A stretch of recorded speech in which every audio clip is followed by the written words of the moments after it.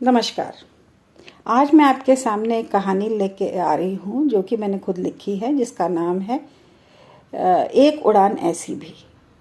ये कहानी है मुरादाबाद में रहने वाले एक उच्च मध्यम वर्गीय परिवार की, जिसमें पिताजी एक वरिष्ठ शासन अधिकारी हैं और माताजी एक शालीन गृहिणी हैं, और साथ में रहती है एक सुंदर सी प्यारी सी कन्या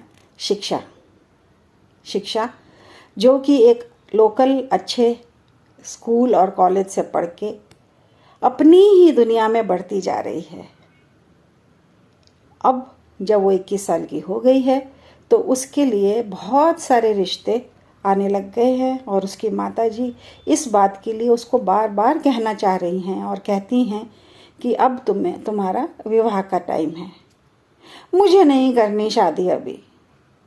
ऐसा कहकर कितनी बार टाला शिक्षा ने, लेकिन माताजी तो सोसाइटी के साथ चलने वाली और पिताजी प्रगतिशील विचारों के, लेकिन ये सोचकर कि उसकी माताजी एक ही बात कहती थी कि तुम्हारे बाद 4 लड़कियों की शादी हमने तुम्हारे पिताजी के रिटायरमेंट से पहले करनी है। शिक्षा का मन धीरे धीरे पढ़ाई से हटके शादी की तरफ लगने लगा। आखिरकार एक सुंदर बांका नौजवान दिखाया गया, पसंद आ गया उसके माता पिता को, और शिक्षा को कहा गया कि अब तुम दोनों आपस में मिलना है। शिक्षा ने पूछा कि क्या नाम है उस लड़के का, तो माताजी बोली, नाम देख के ही तो बहुत पसंद किया गया है, तुम्हारा नाम शिक्षा और लड़के का नाम शिक्षण, राम मिलाए जोड़ी। चलो, दोनों को मिलवाया गया। दोनों को एक दूसरे से 2-3 बार मिलने के बाद उनको लगा कि हाँ, हम एक दूसरे के साथ कंपैटिबल हैं और साथ में रहना पसंद करेंगे। फिर क्या था, माँ बाप को तो पहले ही पसंद थे दोनों। जैसे ही परिवारों को पता चला कि शिक्षा और शिक्षण दोनों ने हाँ कर दी है, एकदम से तैयारियां शुरू हो गई। अब तैयारियां क्या हो रही थी बताओ। 2 महीने के बाद का मुहूर्त निकला, और जैसे ही मुहूर्त निकला वैसे ही शॉपिंग शुरू, कभी लड़की वालों की तरफ से, कभी लड़के वालों की तरफ से, कभी जूते, कभी गहने, कभी कपड़े, और कैसे धीरे धीरे करके टाइम निकलता गया, शिक्षा को पता ही नहीं चला। इस दौरान शिक्षण ने शिक्षा के पिता से रिक्वेस्ट करके शिक्षा को 2-3 बाहर ले जाने के लिए भी कहा। वो बाहर जाते रहे। जैसे ही वो शिक्षण के मोटर बाइक पे बैठती, उसको लगता कि ये ही मेरा राजकुमार है, और वो लोग 2-3 बार बाहर घूमने के लिए गए, खूब मज़े किए, पूरा टाइम हाथ में हाथ डाल के घूमते रहे, कभी आइसक्रीम खाते, कभी खाना खाते, कभी बाग में घूमते, बस, लेकिन और कुछ नहीं। तो कुछ बात उसको अटक रही थी शिक्षा को, जो उसने अपनी एक फ्रेंड से बात कही। उसने कहा कि हम घूमते भी हैं, बातें भी करते हैं, बहुत प्यार भी दिखाते हैं वो हमको, लेकिन इसके आगे कुछ नहीं। तो उसकी फ्रेंड जो है वो मजाक में बोली, तो तुम ही पहल कर लो ना, अगर वो कुछ नहीं कर रहे तो। शिक्षा ने कोशिश भी की, लेकिन कुछ खास ऐसी बात बनी नहीं, और देखते देखते इसी उधेड़-बुन में 2 महीने खत्म हो गए और शादी का दिन आ गया। अब शादी हो गई, घर में शहनाइयाँ बज उठी, डोली चली गई, और शिक्षा जो है वो अपने घर से निकल के ससुराल में आ गई। अब ससुराल में आके उसने देखा कि जैसे भरा पूरा परिवार मायके का, वैसे भरा पूरा परिवार ससुराल का, लोग ही लोग हैं। सो धीरे धीरे करके जब शादी खत्म हुई तो लोगों ने जाना शुरू किया। वहाँ पे ना तो शिक्षण के साथ बैठने का कोई मौका था, ना शिक्षण के साथ कुछ भी किसी तरह का कोई भी समय बिताने का कोई भी मौका मिलता था। कुछ 2-3 दिन के बाद फिर शिक्षण ने कहा रात को कि हम कल हनीमून के लिए जा रहे हैं शिमला 2-3 दिन के लिए।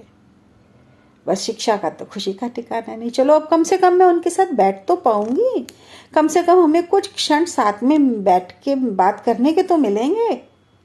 तो शिक्षक ने कहा कि जल्दी जल्दी पैकिंग कर लेते हैं, सुबह सुबह हमें जल्दी निकलना है और पैकिंग करके हम जल्दी सो जाते हैं ताकि हम सुबह निकल पाएँ और हम ठीक टाइम से शिमला पहुंच सकें। और ये कहकर वो अपनी पैकिंग में जुट गया। शिक्षा इतनी एक्साइटेड थी, वो भी सुबह उठी, वो भी उठी और उसने अपनी पैकिंग की। और पैकिंग करने के बाद जैसे वो अपने कमरे में गई, उसने कहा, अरे ये क्या, शिक्षण तो सो भी गया, इतनी जल्दी, मेरा इंतज़ार भी नहीं किया। लेकिन फिर उसने सोचा कि शायद घर में इतना काम था, इतने मेहमान थे, शादी का माहौल था, थक गया होगा। उसके मन में कहीं छोटी सी एक टीस तो उठ ही रही थी, लेकिन किसी तरीके से अपने मन को समझाया और वो भी सो गई। सुबह उठे और सुबह जल्दी उठ के ये दोनों गाड़ी में बैठ के अपना शिमला की तरफ रवाना हुए। रास्ते में इतनी बातें इन दोनों ने की कि शिक्षा का तो खुशी का ठिकाना नहीं था। वो तो जैसे मानो आसमान में उड़ रही हो। इतना प्यार शिक्षण ने पूरे रास्ते में उसको दिखाया। बातें करते करते जाने कब वो शिमला पहुंच गए और पहुंचते पहुंचते अंधेरा हो गया।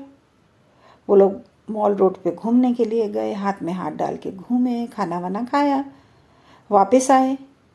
वापस आने के बाद शिक्षण ने कहा कि मेरे सिर में बहुत ज़ोर की दर्द हो रहा है, मुझे एक टैबलेट दे दो, पेन किलर कोई दे दो, मैं थोड़ी देर के लिए टैबलेट खा के सो जाऊंगा और फिर उसके बाद जब उठूंगा तो उसके बाद फिर हम बाहर दोबारा से घूमने चलेंगे, फिर हम ढेर सारी बात भी करेंगे।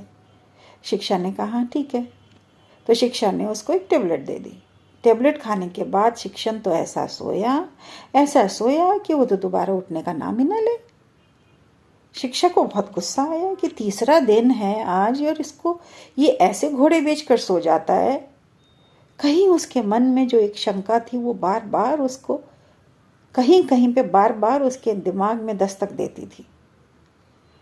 एनीहाउ उसने सोचा कि चलो कोई बात नहीं है।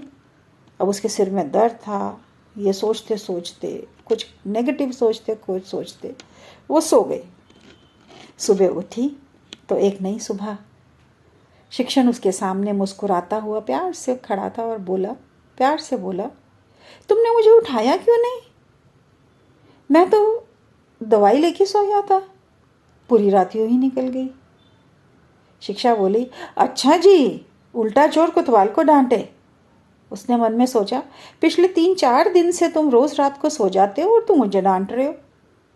फिर भी उसने अपने मन को समझाया और उसने मुस्कुराते हुए कहा, तुम्हारे सिर में बहुत दर्द थी, इस करके मैंने तुम्हें नहीं उठाया।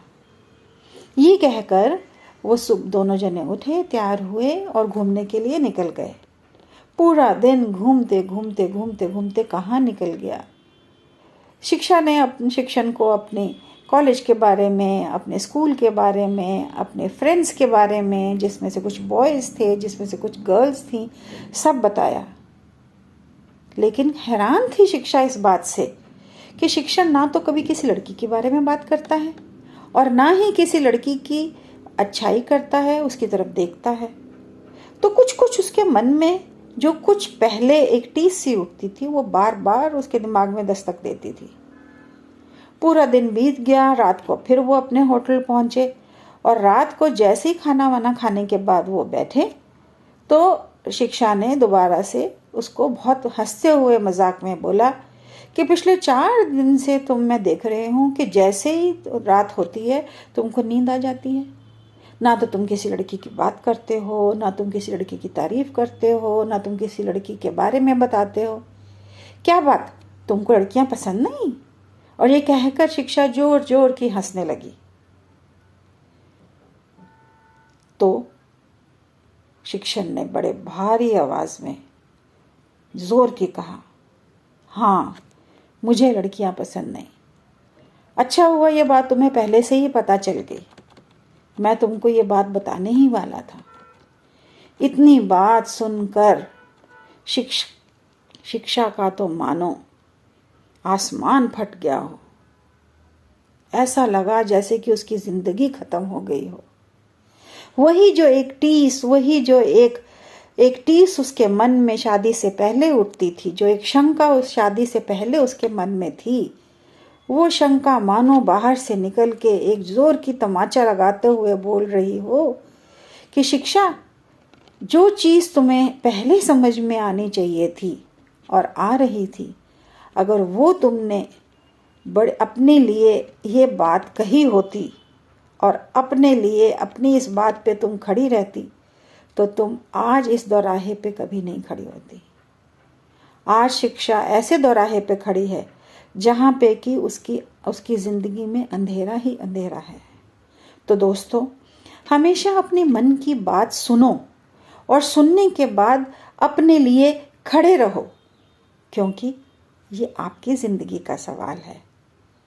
आपकी ज़िंदगी के लिए आप खुद जिम्मेदार हैं। धन्यवाद। आशा है आपको ये कहानी पसंद आई होगी और आप आगे से अपने लिए खुद खड़े रहेंगे। धन्यवाद।